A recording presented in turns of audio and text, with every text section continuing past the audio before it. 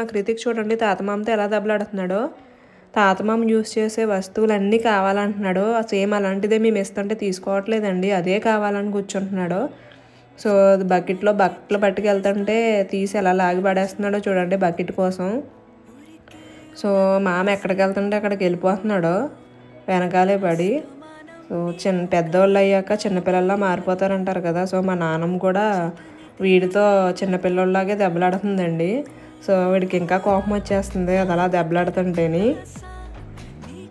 చూడండి ఎలా లాగేస్తున్నాడో.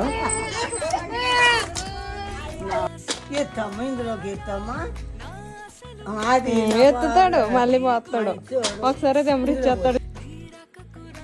కృతిక్ని తీసుకుని మేము ఒక ఫంక్షన్కి వెళ్ళామండి. చూడండి మా కృతిక్ ఏం చేస్తున్నాడు, అందరూ లోపల కూర్చుని ఉంటే వీడు బయటకు వచ్చి ఆ పైపు లాగేస్తున్నాడు.